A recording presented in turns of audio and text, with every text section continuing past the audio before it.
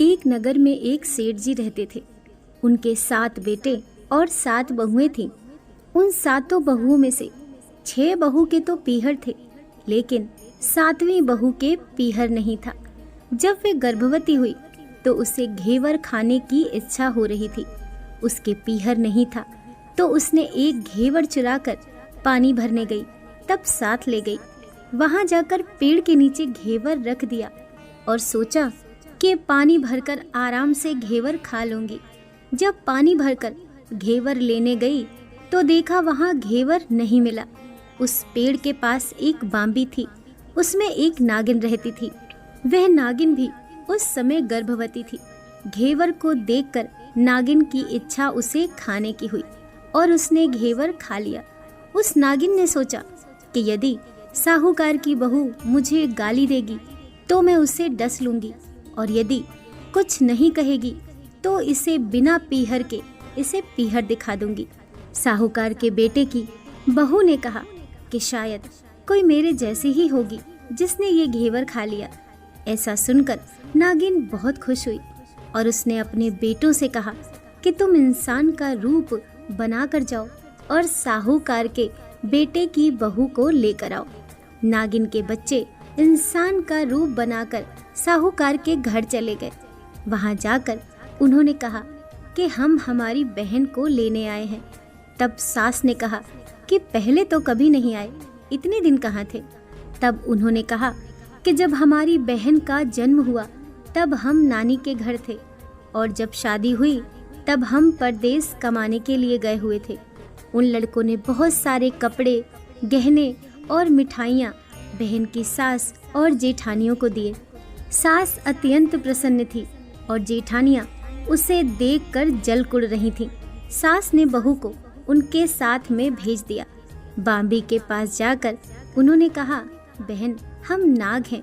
उस दिन जब तुमने पेड़ के नीचे घेवर रखा था तब तुम्हारा घेवर हमारी माँ ने ही खाया था। उन्होंने तुम्हें अपनी बेटी माना है, इस नाते से तुम हमारी बहन हुई। बहन, अब तुम हमारी पूंछ को पकड़ लो और डरना मत। उनके कहने पर वह पूंछ पकड़कर बांबी में चली गई। वहां पर उन्होंने उसे बहुत लाड प्यार और सुख से रखा। वहीं पर उसने एक लड़के को जन्म दिया। जब उसका लड़का थोड़ा बड़ा हुआ तब की बात है। पड़ोसन ने साहूकार के बेटे की बहू को सिखा दिया, अगर तेरी माँ की इतनी ही लाडली है तो तू तेरी माँ से कहना कि आज नागों को दूध मैं ही पिलाऊंगी। पड़ोसन का ताना उसे सहन नहीं हुआ। वह माँ से जिद करके नागों का दूध ठंडा करने लगी। अभी तक दूध ठंडा नहीं हुआ था, उससे पहले ही उसके बेटे ने घंटी बजा दी। घंटी की आवाज़ सुनकर छोटे बड़े सारे नाग दूध पीने के लिए दौड़ पड़े। जब उन्होंने दूध में मुंह लगाया तो बहुतों का मुंह जल गया। तब नाग क्रोधित होकर बोलने लगे कि हम बहन को काटेंगे। उसकी माँ ने उन्हें समझाते हुए कहा कि इसे मत काटो, ये तुम्हें आशीष देगी। थोड़े दिन बीत जाने के बाद पड़ोसन ने फिर से ताना मारा कि यदि तेरी माँ तुझ पर विश्वास करती तो तुझे 7वें कोटे की चाबी देती। उसने माँ से जिद करके चाबी ले ली और जब ताला खोला तो अंदर झूले में बाबा नाग झूल रहे थे। उसने बाबा नाग से कहा, सत सिया राम बाबा। उन्होंने कहा कि तूने सत सिया राम कर लिया, वरना मैं तुझे डस लेता। तब उसने कहा कि आप तो मेरे पिता हो, मुझे कैसे डस सकते हो? और बोली, जियो नाग नागनी, जियो वासुकी नाग, जीण मेरा लाड़ लड़ाया 9 करोड़ का हार। नाग देवता ने उसको 9 करोड़ का हार दे दिया। माँ ने अपने बेटों से कहा, बाई तो अब बड़े घरों में हाथ डालने लगी है, उसे घर पहुंचा दो।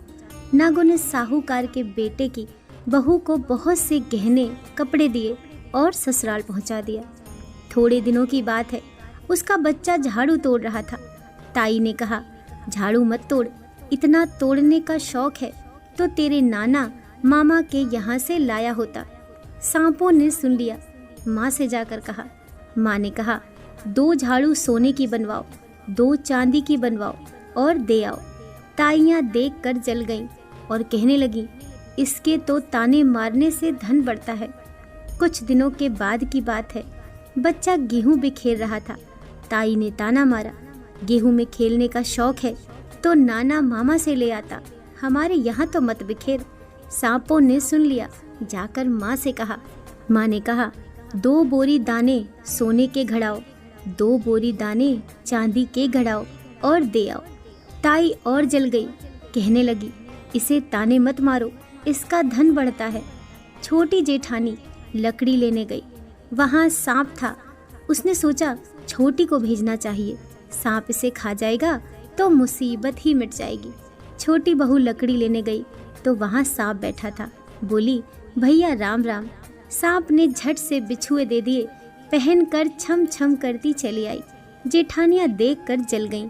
2-4 दिन बाद पान की गड्डियों में एक सांप देखा तो बड़ी जेठानी ने सबसे छोटी को पान लेने भेजा। उसने सोचा आज अवश्य सांप काट लेगा।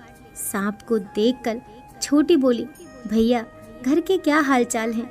घर में सब ठीक तो है? सबको मेरा राम राम कहना। सांप ने मुंदरी पहना दी। जेठानियाँ फिर जल कुड़ गईं। उसका पति दुकान से आया, तब सिखा दिया कि तेरी बहू के तो सांप बिच्छू से दोस्ती है। साहूकार का बेटा अपनी बहू से रात को कहने लगा, सच सच बता, सांप बिच्छू तेरे क्या लगते हैं जो तुझे काट खाने की बजाय गहने देते हैं? बहू ने कहा, वे तो मेरे भाई और भतीजे लगते हैं। फिर उसने सारी बात अपने पति को बताई। पति ने कहा, तो क्या तेरे भाई भतीजे तुम्हें ही बुलाते हैं? कभी अपनी जमाई को यानी हमें तो बुलाते नहीं हैं। आने कोने में छुपे सांपों ने बात सुन ली तो जाकर अपनी माँ से कहा। माँ ने कहा, दोनों को बुला लो। वे इंसान का रूप बनाकर दोनों को और बच्चे को बुला लाए। खूब कपड़े गहने देकर तीनों को विदा किया। ऐसा समर्थ पीहर नाग पंचमी की कहानी कहने वाले को, नाग पंचमी की कहानी सुनने वाले सबको मिले, जैसे अनपीहरी वे पहले रही थी, किसी को भी ना रखे। दोस्तों, कहानी पसंद आई हो तो वीडियो को लाइक कीजिए, चैनल को सब्सक्राइब कीजिए। मिलते हैं नेक्स्ट वीडियो के साथ।